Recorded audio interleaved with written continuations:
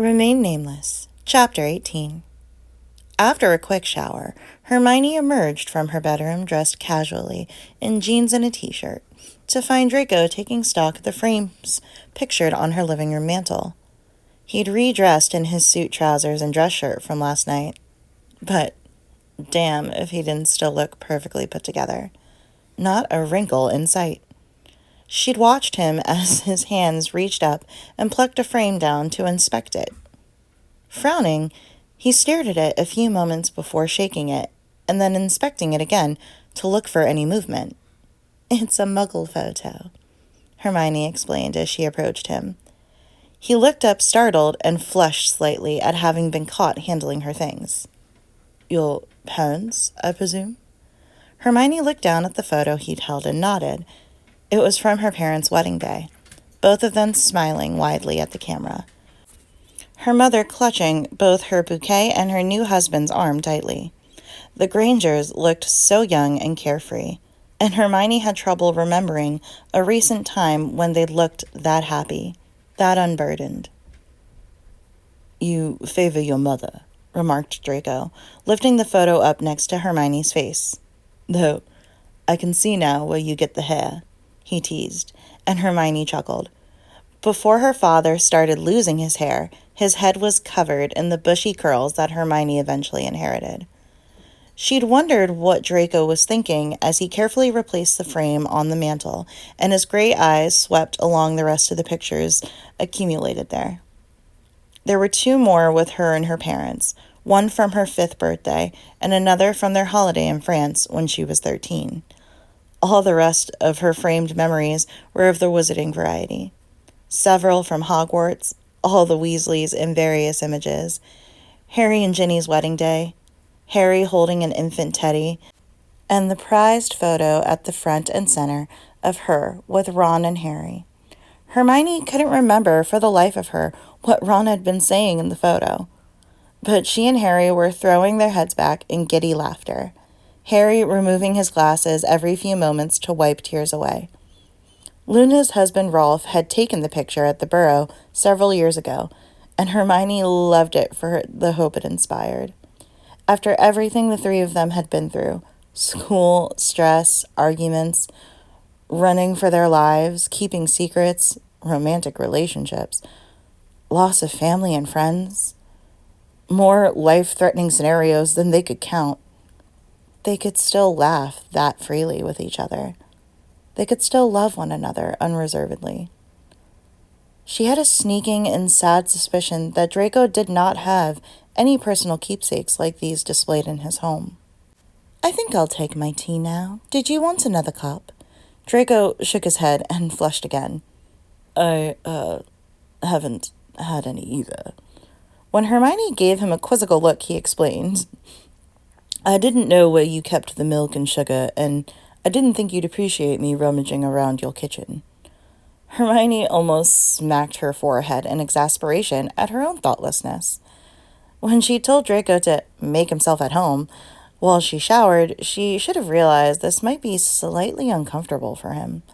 Hermione's townhome was a mixture of magical and muggle, but her kitchen in particular was almost entirely muggle. Having learned to cook without magic, she relied on the comforts and ease of muggle technology, like her electric stove and refrigerator, and her microwave. In her opinion, all the stasis charms in the world couldn't compete with the convenience of a refrigerator. Hoping he hadn't felt too foolish around the unfamiliar devices, she led him back to the kitchen.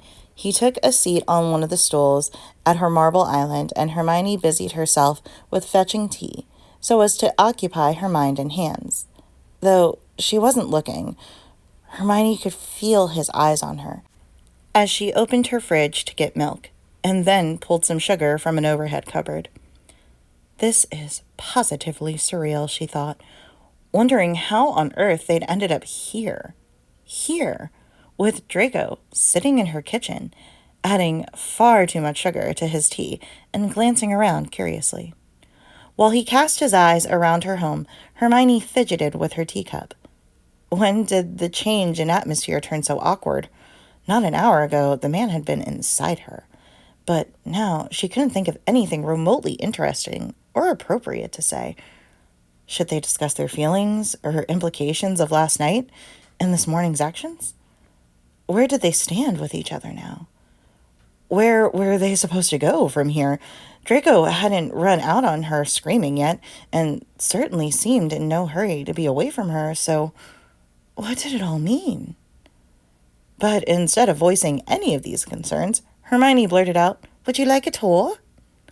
She expected him to smirk or cut her down with a quip. Instead, he took a moment to sip his tea before quietly replying, "Sure, Granger." Hermione fell into the role of brisk hostess, then taking comfort in performing the social ritual of showing a welcomed guest around her home. They began in the kitchen, of course, and though Draco didn't verbally ask her questions, any time she saw his brow furrow at the sight of an unfamiliar muggled face, she gave a brief explanation as to the function.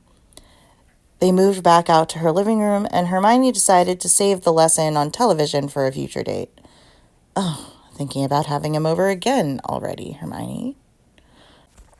Pushing away her snide subconscious, she showed him the guest bedroom and bathroom just past the fireplace, and then around the other side to her office, or as she liked to refer to it, Library 1.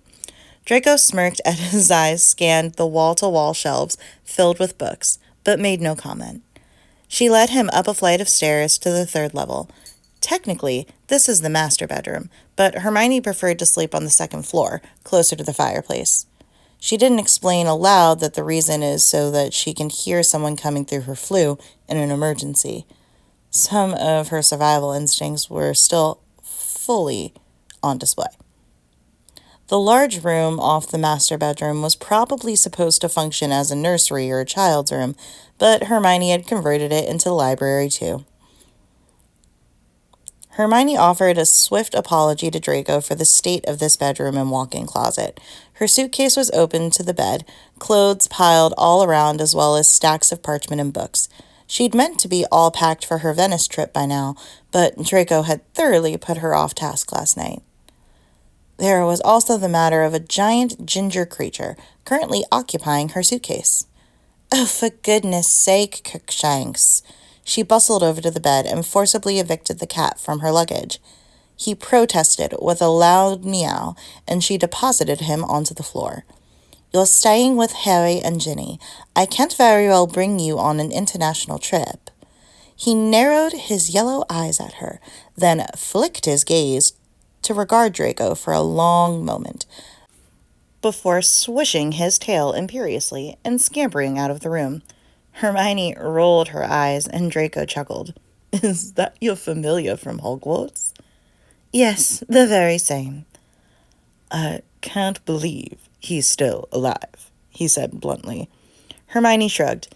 "Me either, honestly. But he is part Kneazle, so that may contribute to his extended lifespan." She pointed to a short flight of stairs past Library 2. "That leads up to the rooftop terrace." The tour of her home complete, she led Draco back down to the living room. They hovered near the fireplace before Draco cleared his throat. "What are your plans for the rest of the day?" "I've promised to have Ginny over for lunch so she can collect Crookshanks. I'm sure you also noticed that I haven't quite finished packing for my trip?" He nodded solemnly. "Right. I'll get out of your hair then." And he coupled this quip with a suggestive smirk that turned Hermione's legs into jelly. As Draco gathered the rest of his clothes and belongings from last night, Hermione warred with herself over what to say next. Should she thank him for staying over? Thank him for the multiple orgasms? Ask him if he enjoyed himself? Drag him back to bed for another round? Interrogate him about this new milestone in their friendship. About last night, and earlier, I'm on the potion, so, oh, sweet Merlin, that's what she comes up with? Don't worry, Malfoy, I'm a progressive witch who takes a monthly contraceptive potion, so no little illegitimate heirs or diseases from our 2 romps. Draco's face colored, and she watched his throat bob nervously.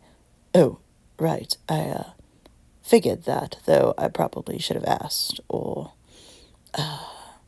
He trailed off awkwardly, and Hermione felt like sinking into the floor in embarrassment.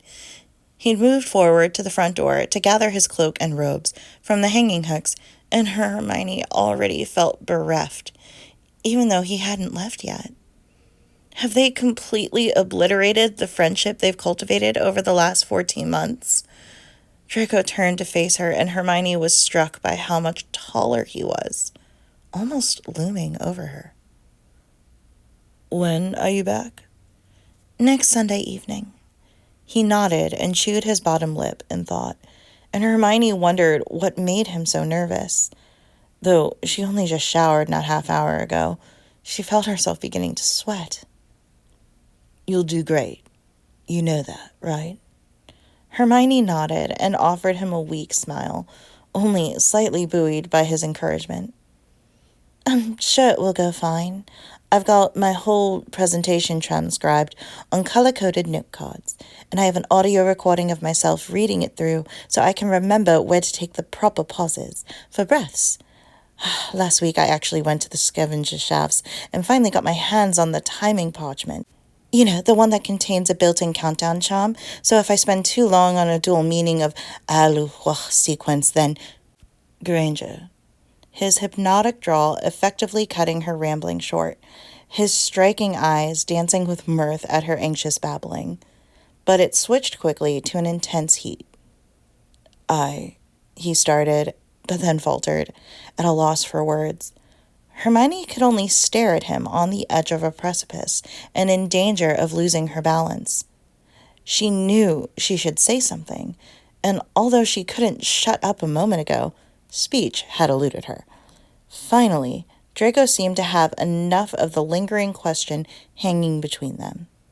Sod it all, he muttered darkly, then pulled her forward by the shoulders and crashed his lips down to hers.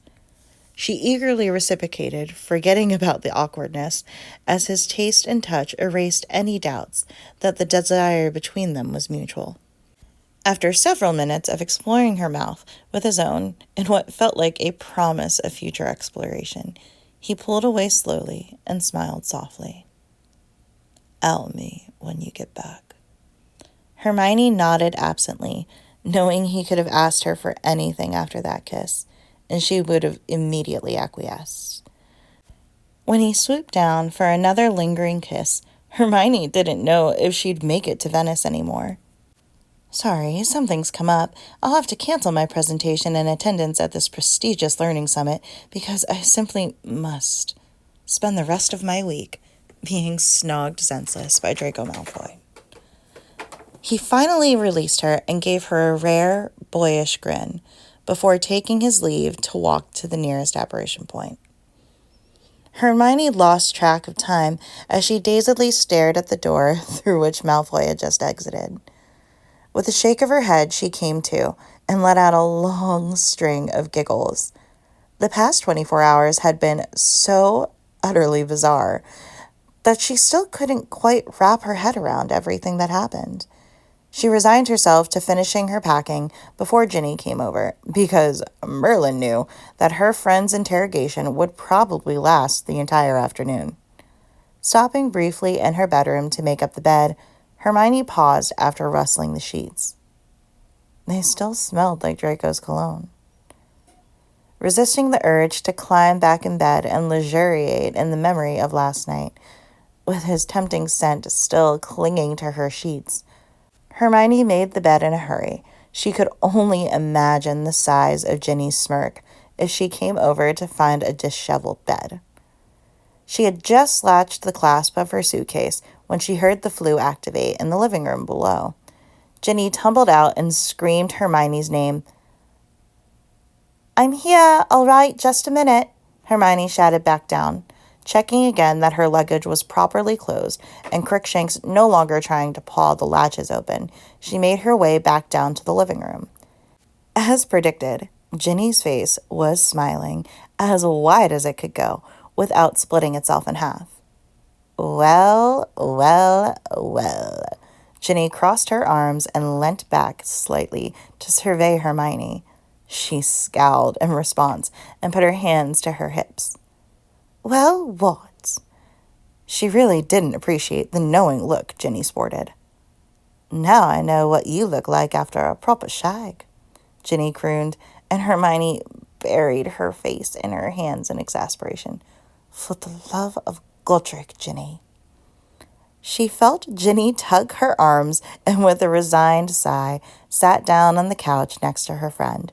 She summoned some tea and sandwiches from the kitchen as the women made themselves comfortable. After a few steadying sips in which Ginny watched her expectantly, Hermione sighed again and knew it was time to face the music. All right, I will answer some of your questions, but the second you get too crude, this conversation is over, Hermione warned flatly. Ginny contorted her face into the perfect picture of innocence. Understood, but if I may rebut. You may. You are the only woman in my life that is not married to or dating one of my brothers. Luna doesn't count because all her descriptions of sex with Rolf are far too clinical. You'd think someone with her imagination would be far more exciting, but no. So I simply ask that you allow me some leeway in questions because I need to live vicariously through someone. But you're married. Yes, and you never let me talk about my sex life. Because it would be disgusting. Harry is basically my brother, and I still haven't recovered from you getting drunk and confessing how many times you've had sex in the Harpies' locker room. Ginny snorted. Point taken.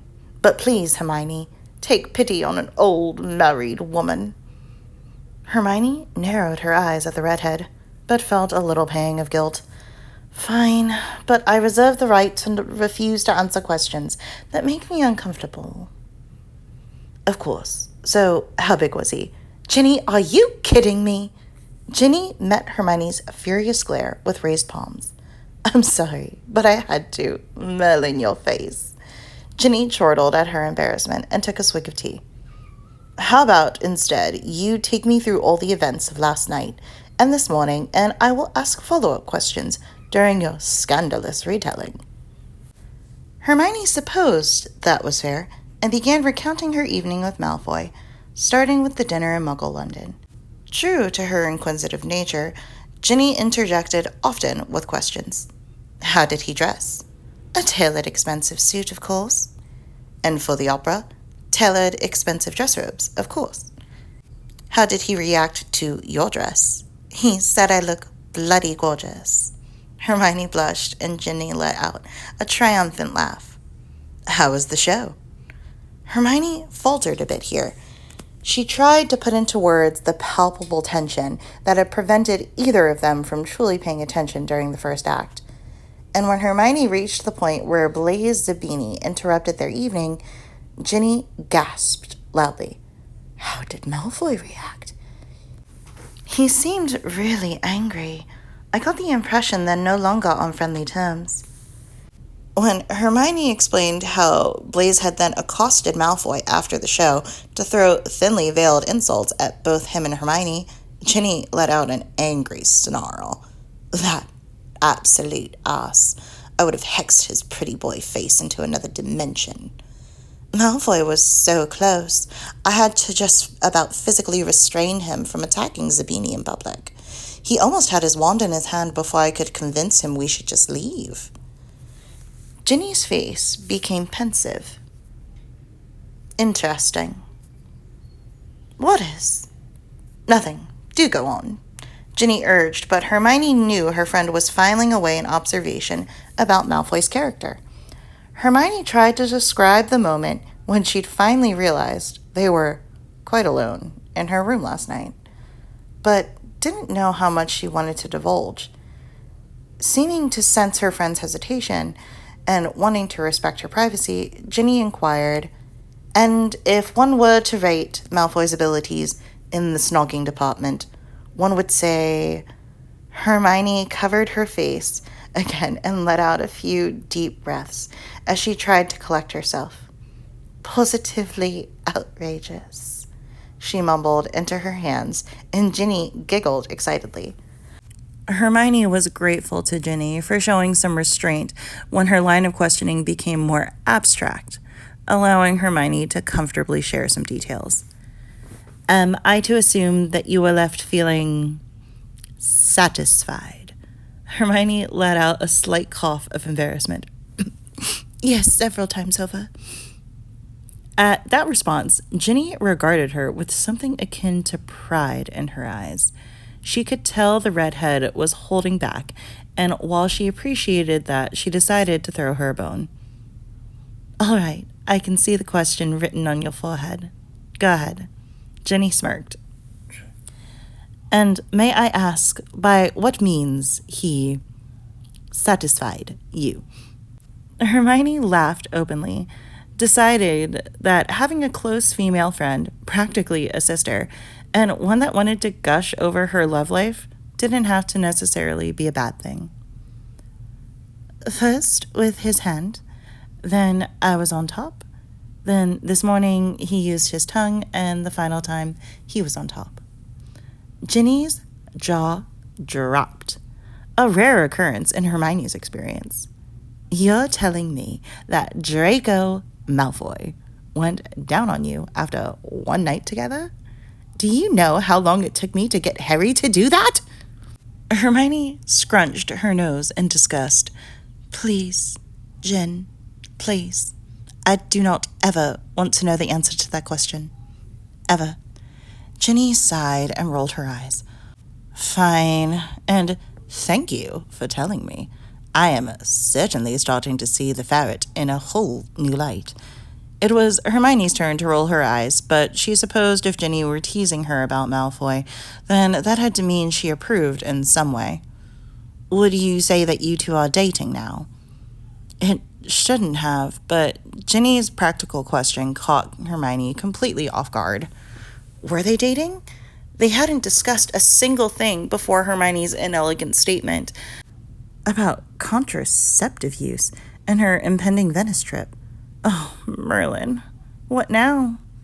The panic on her face must have shown because Ginny called to her in concern. What's wrong?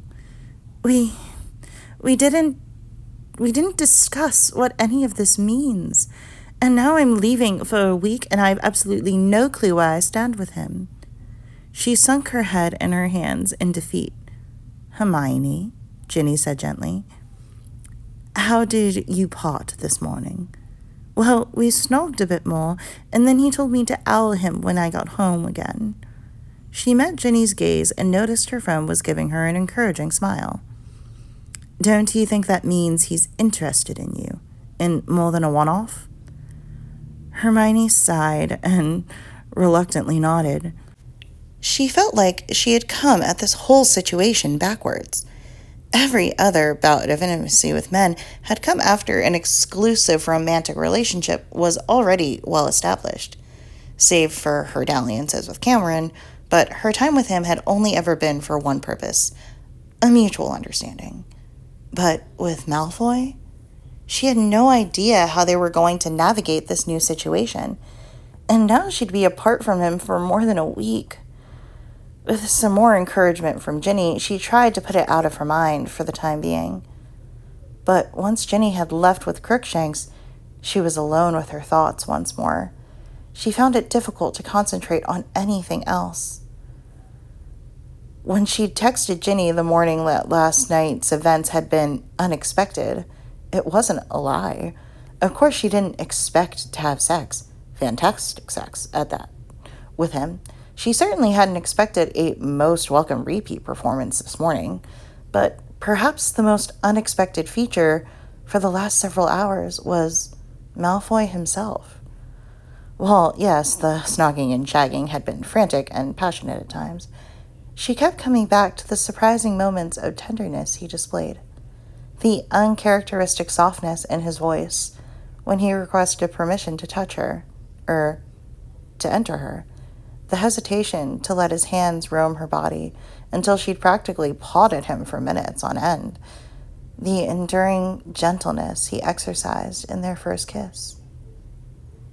It was these memories that gave Hermione hope that perhaps something more awaited her upon her return from Venice. Draco woke up on Sunday morning with an absurd expression on his face. It was a smile. He quickly scowled to rid his countenance of such an insipid expression, because, Salazar, what type of fool woke up smiling? This fool. The same fool that had staked a claim on Granger. Finally. He lost the battle and grinning, flung a pillow over his face, reliving Friday night and Saturday morning for just a touch longer with his own hand. When he arrived fully dressed in his dining room and actually ate a passable breakfast, he thought he might have startled his own house elves to death. The poor thing looked uncharacteristically flabbergasted at the way his master loaded his plates with eggs, bacon, kippers, and roasted potatoes.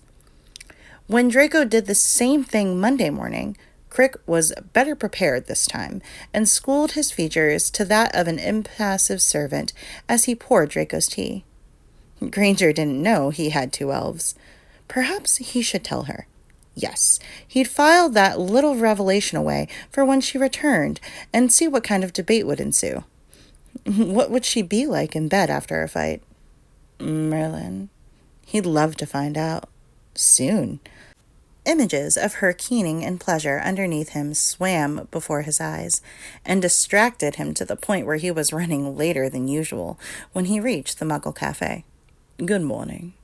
He'd actually greeted the young barista, who answered him with a wide-eyed look at his sudden turn to friendliness after years of barely an acknowledgement.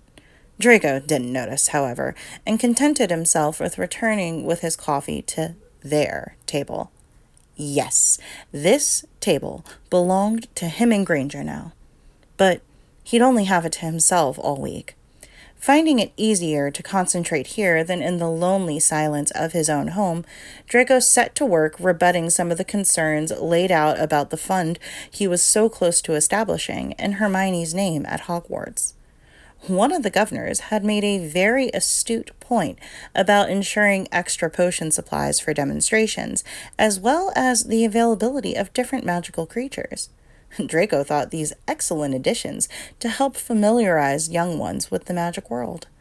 It seems the cantankerous pureblood contingent was finally giving up dragging their sorry feet on this, as Draco and McGonagall had managed a most elegant argument against the objections about what to tell pureblood children about this endeavor, lest they feel left out. Well, McGonagall at least had been elegant in her word choice, turning Draco's reply of, "Tell them to get stuffed, headmistress," into lengthy prose about how these Muggle-born children would surely benefit from learning about magic firsthand from qualified witches and wizards at such an esteemed institution as Hogwarts, instead of second-hand through books or their Muggle parents. The latest issue Draco needed to tackle involving retooling and renaming Muggle studies. Having given a great deal of thought to what Hermione always said about this piss-poor curriculum, he had also remembered her other complaint, the name of the class itself. Muggle Studies. It makes it sound just like one step up from Care of Magical Creatures. Taking this to heart, Draco had proposed to have the course renamed to Understanding Non-Magical People. He was still waiting on this tenant to gain approval, as well as the tenant to make it all included as a course that was mandatory in the Hogwarts curriculum, as opposed to the additional option, classes taken by older students. He just hoped Granger wouldn't be too angry when she finally found out what he'd been planning without her. But still, that was most likely 7 months away now, after the ministry would have its say. Now that Granger was his, he could... Wait. She's my what, exactly? He frowned at the thought. They'd never discussed the repercussions of the weekend step in their relationship. What had all that meant to Granger? What did it even mean to him? Fuck. This was becoming confusing. Maybe it would help to go over the facts. Fact. He and Granger had slept together. Twice. Fact, the sex had been spectacular. Fact, the thought of her naked body being caressed by his hands and lips was going to occupy the rest of his evenings and mornings from now until such a time as she let him touch her again. Fact, she was in Venice the rest of the week. Fact, he had absolutely no idea how she felt about any of this. About him. Fuck. Putting the conflicting thoughts and feelings out of his mind, Draco worked the day, and it passed quickly. That night, he sent off his latest updates to McGonagall and went to bed after reminiscing thoroughly about how good Granger tasted and the delicious way he'd made her moan his name. On Tuesday morning, Draco woke up with a scowl and desperately hard again. Something felt distinctly off today. He picked up a piece of toast sourly before giving up on having an appetite and moving on to the coffee shop. He'd hoped the caffeine would work as a pick-me-up, but no, he still felt a lingering sense that something was terribly amiss. Frowning into his coffee, he couldn't place the origin for this melancholy. Glancing across the table at the empty chair opposite him, his frown deepened. What was Granger doing right now? Italy was an hour ahead. Perhaps she was in a conference session now? She'd be listening attentively, taking more notes than necessary, and most likely arming herself with thousands and thousands of questions to barrage the poor speaker at the end. Merlin helped those presenters. They probably had no idea the rapid rate at which the woman's brain fired. Was she thinking of Draco at all? Doubtful. She'd been a very busy week ahead. Why would she spare a thought about him? What did he even mean to her anyway? Sure, they were friends, and they obviously came to know each other intimately in the physical sense, but why should that mean a thing to Granger? He barely paid attention to the parchment on his desk at the office. What he needed was some outdoor time today, but there weren't any practices or scrimmages to observe on his schedule. This left Draco staring glumly at his paperwork, willing it to be more interesting, or at least interesting enough to take his mind off of a certain witch. Gods, what was his problem? He'd existed before she'd swept into his life, right? He'd managed to be a functioning adult human for years before Granger blew in and showed him what a pathetic existence he'd really inhabited. He was a fucking shell of a person, and the light of her presence only illuminated that sad fact. And now that she was gone, he felt that creeping sense of being adrift at sea. He had no one, was no one. I am in control of this. I am in control of this. On Wednesday morning, Draco blinked awake slowly and didn't want to leave his bed. He felt fucking miserable, even with his body's new routine of waking him up with graphic thoughts of Granger. He didn't even bother with the dining room charade today. He just apparated straight to the alley to go to the coffee shop. The elderly owner was working the till and gave Draco a sort of pitying look when she handed him his coffee, and Draco responded with the most withering glare. He must really look a sight if he was receiving sympathy from a stranger. Perhaps it was the fact that he'd only enjoyed roughly 3 hours of sleep. His office felt no less suffocating that day either. Pacing the length of it, he went over every detail of Friday and Saturday in his mind. There had to have been something he missed. Something to explain the moroseness that seemed to consume him from the inside out. Finally, a thought struck. Had those 2 instances with Granger been temporary? Her feelings for him fleeting? What if their time together had been a quick exercise in indulging some lustful feelings on her end, and nothing more? Was it more for him? Shit! How would he even know? I am in control of this. Shakily, he sat in his office chair and buried his head in his arms on the desk. How would he react if Granger returned triumphantly from her trip and wanted nothing more to do with him? She had a whole week away from him, and knowing Granger, she would be doing a whole lot of thinking. What conclusions she might come to alone in another country. Perhaps her memory of their night together wasn't quite as positive as his was. Oh, gods, he could picture it now. She'd be pacing her hotel suite, twisting her hands anxiously, wondering how on earth she ever thought sleeping with Malfoy was a good idea. Regret. She would feel regret, for sure.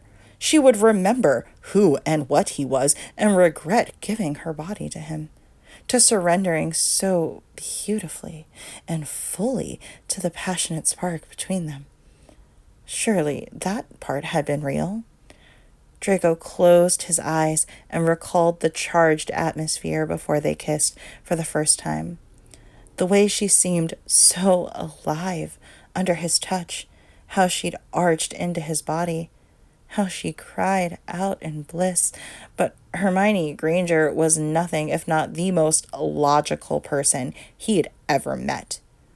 In the seductive darkness of her bedroom, of course, sleeping together seemed like a grand idea.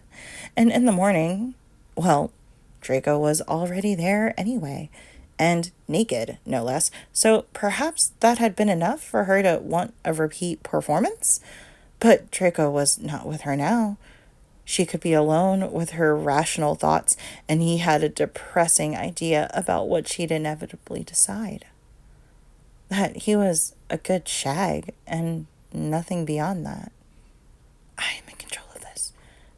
Draco felt like screaming, or throwing his office furniture against the wall, or simply lighting everything on fire with a quick incendio and running home to his well-stocked liquor cabinet. He did have another option, however. A mandatory office-wide meeting at Wisp and Wright this morning on the recent league ruling to allow for 2 more players on final rosters had forced Draco to postpone his monthly healing appointment with Browning to next week, because the universe loved gifting Draco with impeccable timing. But now, next week seemed a lifetime away. It had been years since he'd used the emergency flu line for Healer Browning. He'd needed it to help starve off the urges to chase his fire whiskey with a dangerous combination of dreamless sleep, a pain potion, and a draught of peace years ago. Eventually, he just bothered Theo when he was too drunk to do anything else, and he picked up the potion of use. But Theo didn't seem to be an option anymore. They hadn't even spoken since their weird interaction at his mother's New Year's Eve ball. Over a pen? And Draco had no idea what his friend was up to these days. His hand was halfway to the jar of flu powder on his office mantel when he stopped himself. No. A silly little matter, like Granger resenting letting him touch her, didn't warrant such hysterics. He could ride this out on his own. I am in control of this. On Thursday morning, Draco woke up with a sharp gasp of a yell. He threw off his sweat-drenched sheets and sat over the side of his bed, with his head between his knees, willing himself not to vomit. He pulled in harsh breaths, gripping at his hair, trying in vain to dispel the images of his nightmare from his mind. Not nightmares. No, Draco. Those were memories, taunted his snide subconscious. Memories of his insane aunt torturing Granger on the drawing room floor of the manor. Memories of her dirty, tear-streaked face as she screamed, cried, writhed, and shook in extreme pain under Bellatrix's unyielding wand. Memories of how he turned away, unable to bear the sight of a girl he'd known since the age of 11, curling in on herself as she bore the shrieking demands of his aunt and her relentless casting of the Cruciatus curse.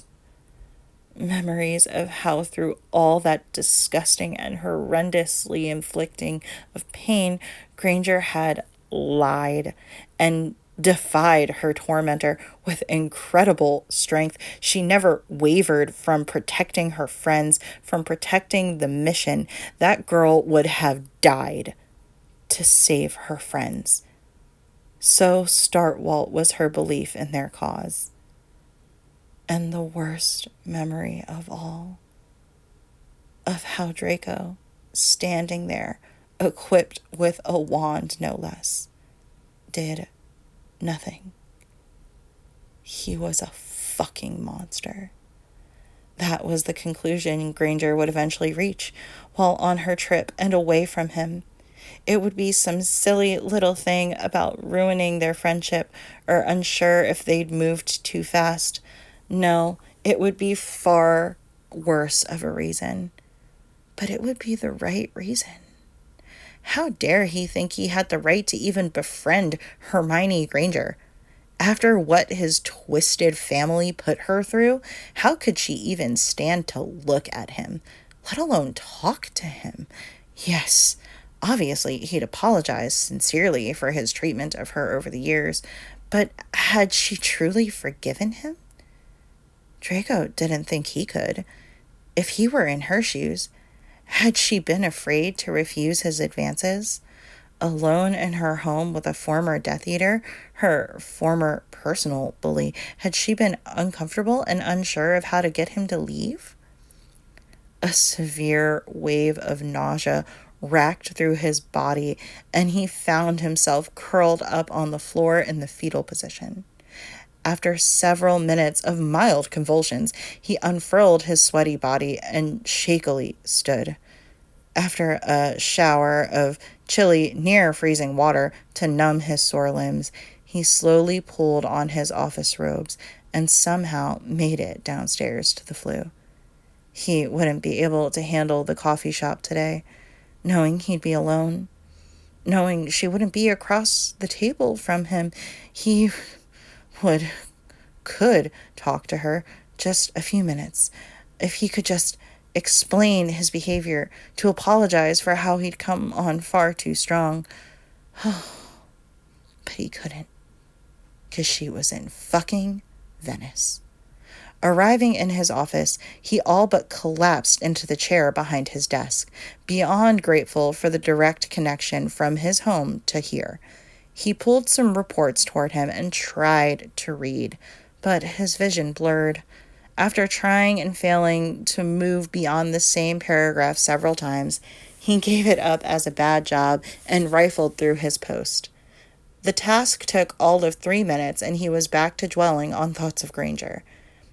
He wondered if hashing out some of his ideas for Muggle studies would help, but quickly nixed the idea.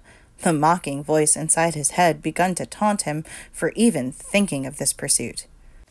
Oh, the wealthy heir thinks his gold can buy forgiveness, does he? You could empty all your vaults at her feet, and it wouldn't be enough to make up for what you did. You've changed, is that it? So because you no longer wish death and destruction upon Muggleborns, that makes you worthy of her? You'll never be enough for her. Never. Draco stood and gripped the edge of his desk, squeezing his eyes shut. Warring images raced through his brain. Granger spasming while being tortured. Granger running her hands down his abdomen to reach for his belt buckle. Granger's eyes flashing in hurt as he called her a mudblood. Granger's face lighting up in a smile as he walked toward her before dinner. He loosened his tie, feeling as if the air around him was leaking out of the room. It was getting harder to breathe. I am in control of this. I am in control of this. Fuck it all. He was in control of nothing. Swallowing his pride, he groped desperately for the jar of flu powder on his office mantel and managed to gasp out the line name for Healer Browning. After several chimes, the healer's face appeared in the fire. "Draco, is everything all right?" Draco shook his head and tried to keep his voice steady. No, I need to see you. Today, if possible." "Do you need me to contact St. Mungo's?" "No, I haven't used, I need to talk to someone." The healer nodded thoughtfully and looked down, most likely consulting his schedule on his side of the flu. "I have an opening at 11 this morning. Would you like to meet then?" "Yes, please," Draco responded hoarsely and ended the call. Abandoning all pretense of work, he slumped to the floor in front of the fire and stared at the empty grate. He remained on the floor of his office for the next hour and a half, then sent a quick memo to his boss to explain his absence for the remainder of the day. Draco rarely took sick days and couldn't remember the last time he'd begged off work, but knew he wouldn't be able to return after his appointment. He walked down the street of Diagon Alley in a daze. The sun felt too bright and too hot, even though the weather was pleasantly mild. Upon being shown into the healer's office, Draco all but collapsed on the leather couch and raised his desperate eyes to the man who could hopefully keep him from drowning in despair. "Draco, I thank you for reaching out to me in your time of need. Would you like to tell me what brought you in here today?" Draco took a deep breath and eyed the floating parchment and quill poised just next to Healer Browning warily. No turning back now. But where to even begin? "I'm not sure. I had a nightmare, and I've had trouble this morning recovering. I can't concentrate at work. I can't even eat." Scratch, scratch. "One of the reoccurring nightmares?" "Yes, my aunt, she's torturing someone right in front of me, and I just stand there." Scratch, scratch. "Have you been suffering from nightmares often as of late?" Draco shook his head. "No, but the last few days I've had difficulty sleeping and eating. I can't focus on anything, and I feel fucking miserable." He bit out. Scratch, scratch, scratch. "Has something occurred to spur these feelings? Anything new in your personal life or routine that you find upsetting?" Draco hesitated, but wondered if divulging the Granger situation might be helpful. "Well, I took my friend out to the opera on Friday evening. We had dinner before as well." Scratch, scratch. "And how would you describe the evening out with her?" "It was fine, I think," Draco began tentatively. "She seemed to enjoy it, to enjoy being out with me." "How did you feel about the evening?" "Good. I enjoyed it too, being with her, but we had an unfortunate run-in with an old classmate, and I think I embarrassed myself in front of her." "What happened?" "He insulted her and me and my family. We got into a verbal altercation, but I didn't hex him, much as I would have liked to. He would have deserved it, too." "How did he insult your friend?" "He was quite nasty about her blood status." "Just like I used to be." "I see." Scratch, scratch. "Does anything else stand out from your evening?" "Oh, does it ever." Salazar. There was nothing for it. He was going to have to come clean about the recent romantic development with Granger. "Well, she invited me to her home after the show, and I ended up, staying the night." He could no longer look his healer in the eye, and instead cast his glance over the bookcase on the far wall of the office. "Did you engage in physical intimacy?" If he wasn't feeling so thoroughly miserable at the moment, Draco would have laughed at the absurdity of that question, at the calm, clinical tone it was asked. Sex was not discussed openly in proper pure-blood families because there really was only one purpose for sex, and that was to produce heirs during marital relations. When Draco was 12, his father had summoned him to his study for a private discussion about Draco's duty as the sole heir of the Malfoy estate.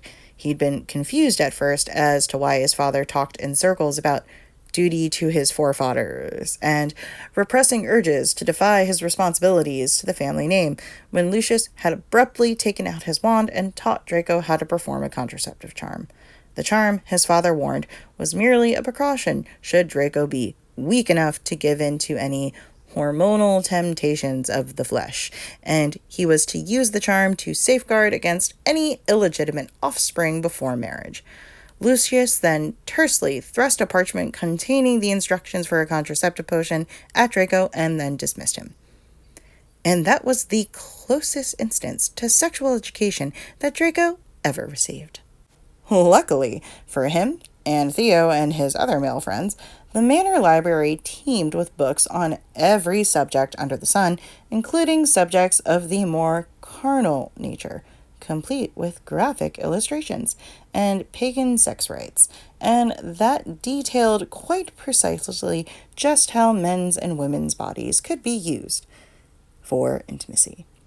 So, hearing the question, "Did you engage in physical intimacy?" in such a casual conversational tone from a man old enough to be Draco's father was truly a surreal experience for him. "Yes," Draco finally replied, not removing his eyes from the bookcase. "Twice." "How do you feel about taking such a significant step with another person?"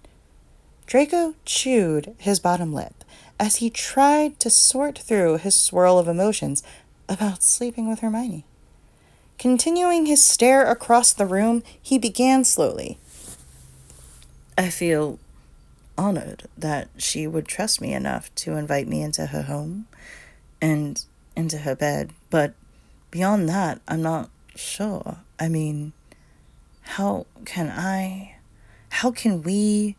He trailed off and felt utterly lost. Healer Browning didn't break the silence, and Draco knew he was waiting for him to talk through his emotions. Letting out a huff of frustration at his own lack of eloquence, Draco's spiraling thoughts tumbled out of his mouth in an unstoppable stream. "I mean, how the fuck am I supposed to feel about that? We shagged, and it was beyond satisfying. And I have absolutely no idea what the fuck I'm doing. I'm sure as hell enjoyed, and she gave me every indication she did too, but what if she's regretting it now? What if she hates me or thinks I pressured her? I don't think I did anything untoward. I'm confirmed consent at every turn, just like the class is taught, but I don't know what the hell she's thinking about all of this, and where does that leave me, eh? I go to bed alone, wake up alone, drink my coffee alone, and attempt to... I can't fucking... All I can think about is her, about how she's not here because she's bloody brilliant and is off being a supreme swot at an international conference while I'm stuck here, just existing. We spent this fucking fantastic night together, and then she swans off to Italy, and I'm sure she's drowning in resentment at shagging a former Death Eater, and I'm the idiot that didn't even bother to have a discussion with her about what we were doing, or if we're together, or if she even wants me in any capacity, and what even... Are we still friends? Are we still friends anymore? Why... Can't I recover from her absence from my life of only a few days? Why do I feel so sodding worthless and like nothing I do even has a point? I exist in a damn void, and she's the only one I want to talk to about it, but I can't very well do that with her so far away, and I don't even know why that's upsetting me, because she's returning in a few days, and I'm sure she's not having an entire mental collapse just because she's gone and messed up with our established routine by leaving me here. And... He drew in ragged breaths and continued to glare at the bookshelf. And, well, you're the healer. What the hell am I doing with all of this? All Draco heard for the next minute was the frantic scratching of the quill, and he tried to block out the noise. At least he whip out his wand and attempt to set it on fire again. He'd tried that petulant move in their third ever appointment together, but the healer was quicker than he looked. Draco wondered just how many times the older man had needed to stop an enraged client from setting his note-taking nuisance ablaze. Have you considered the reason why you are upset is simply that you miss her? Draco whipped his head back toward Browning. Miss her? Miss her? I don't miss her. He sneered at the mere implication that he should fall prey to that type of useless sentimentality. Men like Draco did not miss people. The healer met his childish outburst with a patient stare over his spectacles. In matters of the heart, I personally always find honesty to be the best path forward. Draco scoffed and folded his arms over his chest. Matters of the heart? What absolute bollocks. Of course he didn't miss her, because missing her meant he cared far more than he should, which was simply ludicrous. Matters of the heart. Heart. And the worst game of word association took place inside his head. Heart. Love. Matters of the heart it generally meant love. Yes? How preposterous. Insane. Ridiculous. Fanciful. Love. Draco mentally snorted. He wasn't in love with her, or anything. He was not. He could not. No, he couldn't love her. His heartbeat stilled within his chest, seeming to sputter to a stop, then roared back to life and synced with his brain, the blood rapidly pounding in his ears, almost deafening. He couldn't possibly be this fucking stupid. No. No. He really was going to vomit this time. He shot up off his leather seat and bolted to the adjoining washroom just in time. Draco gripped the edge of the sink tightly and braced himself as he retched into the porcelain. Most of what came up was bile, having nothing in his stomach so far today, and it burned his throat something awful. He dry heaved several more times before the worst of it was over.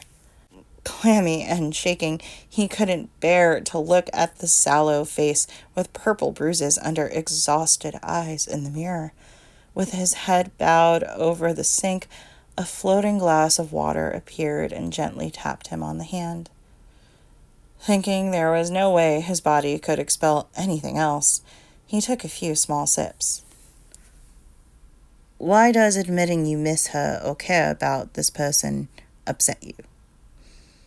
Browning's calm voice came from just behind him, as if they were simply continuing the session, as if Draco wasn't violently ill over the sink not a moment ago. He was still dizzy, breath coming in gasps as he tried to organize his thoughts. No longer caring about appearances, he backed against the wall of the washroom and slowly sunk to a seated position on the floor, his gaze landing at Browning's shins in the doorway. Because I shouldn't. I really shouldn't. She's only a friend, and she's a Muggle-born. Do you think her inferior because of her parentage? No, that's not it. How could he possibly begin to explain? Two warring ideologies existed within him, and had for a while. It was inappropriate for a pureblood of his storied family for him to want her in any capacity. But in this new world order, with no Dark Lord issuing edicts about blood statuses, well, the script had flipped, hadn't it? It was nothing short of criminal for a pariah like him to deign to hope the righteous heroine like her felt anything other than pity for him. That he still even felt the twinge of his twisted upbringing showed that clear as day. He was weak and pathetic, a disappointment to both sides. I know that I don't deserve to be with her. No matter what I do in this life, I can never deserve her, even if she reciprocates my feelings. Are you afraid of being happy? Yes, he breathed out. He didn't have the strength to keep up an inner monologue simultaneously any longer. He pushed out a question that had been bothering him for some time. What if I'm addicted to her?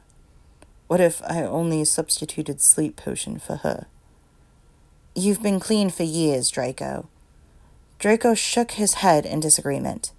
It was true, he hadn't touched certain potions in years, but he would always be an addict.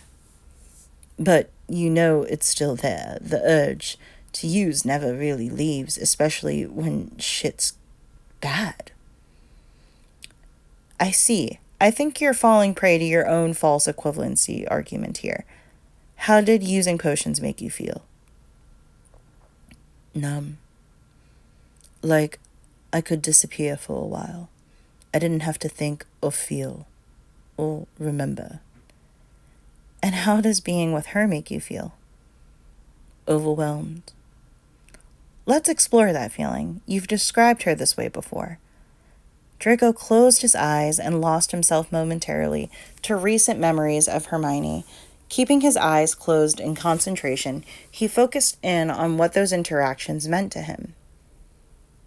She overwhelms me in every way, and I'm unsure of how to process what I feel around her. It was an incessant onslaught to his senses. The sight of her, the scent of her, the sound of her, and now he was acquainted with her taste and touch. There are some days where I don't even know who I am anymore, but she makes me feel like I could be something other than a complete failure. Before we reconnected, I was content doing the bare minimum. I had a job, I kept out of trouble, I quietly cleaned up my family's name, I kicked the potion habit, and I thought maybe not being a complete prick was enough for the world. He took a deep gulp of air. But she makes me hope for something more. She's one of the few people that would actually have the right to kick me when I'm down, but she never does that. It's as if she actually fucking believes I'm worth a damn. And I can't remember the last time someone had made me feel that way. If ever. There's not a false bone in her body, and I can't even be honest with her about how much I admire her. Apparently, you can't even be honest with yourself. Admire. Appropriate, sure, but is that the whole truth? From everything you've described, it seems to me that this young woman has a positive impact on your life. I believe we have talked through all your excuses for not pursuing a relationship except one. Draco raised his head, but he knew the answer already. Your own fear, supplied Browning. What has you so afraid of telling her you'd like to attempt dating?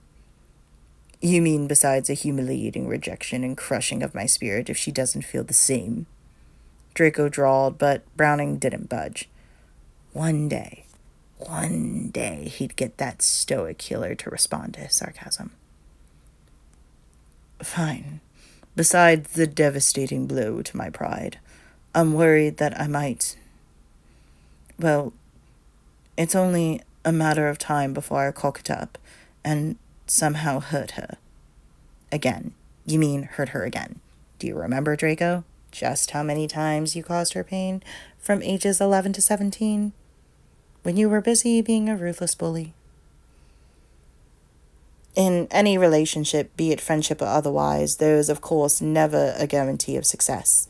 But Draco, don't you think you owe it to yourself to explore these feelings in a healthy way instead of continuing to repress them? I think we've quite established your recent stress was born from you missing her company. That's the problem, isn't it? I don't just miss her. I'm fucking bereft without her. I think we need to discuss changing your mantra at this time. As you know, I did initially counsel against your current one, so I'd like to revisit that discussion. Draco nodded to show he was listening.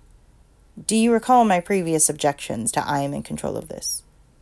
You told me control is often an illusion, and that one of the only things we truly can control is how we react to situations. Correct. So, bearing that in mind, how do you feel about, I can accept the current situation? Draco snorted derisively. Was he fucking serious? No way he was chanting such a mouthful while trying to come out of a panic attack. Too formal, guessed Browning. How about something more colloquial? I am okay with this. I am okay with this. I am okay with this. Wasn't that what Browning had been trying to teach Draco for years? Acceptance of the world around him, acceptance of his past, acceptance of Potter's forgiveness, acceptance of Hermione's friendship, and now, acceptance that he truly cared about her.